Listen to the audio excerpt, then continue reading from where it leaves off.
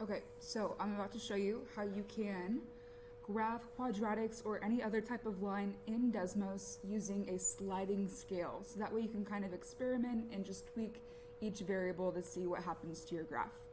So I'm going to go ahead and just type in vertex form. So y equals a times x minus h squared plus k. And then you can see right here that like add slider button pops up, and I'm going to press all. So now it's created a slider for each variable a, h, and k. It does not include x and y because that's just my input and output in general. That's going to stay x and y.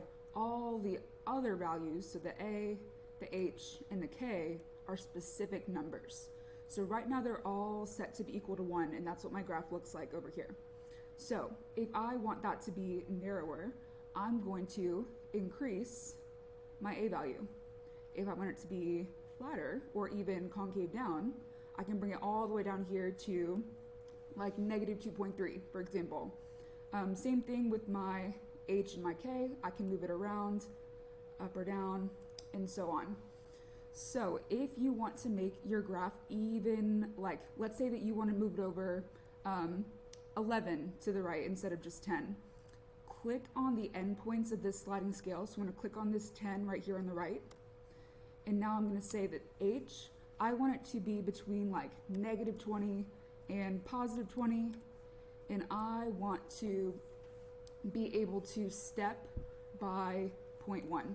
So now when I drag my slider around, it's going to go up or down by 0.1 every time I drag it.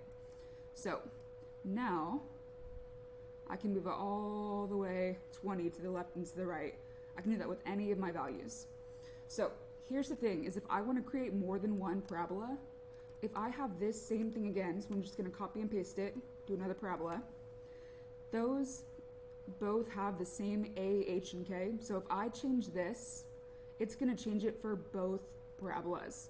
So what I want to do is go back and I'm going to type in a 1 after my after my a, h, and k. So I'm going to make it a sub 1, h sub 1, and k sub 1.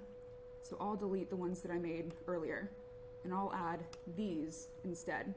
So now these a sub 1, h sub 1, and k sub 1 will specifically be for this red parabola.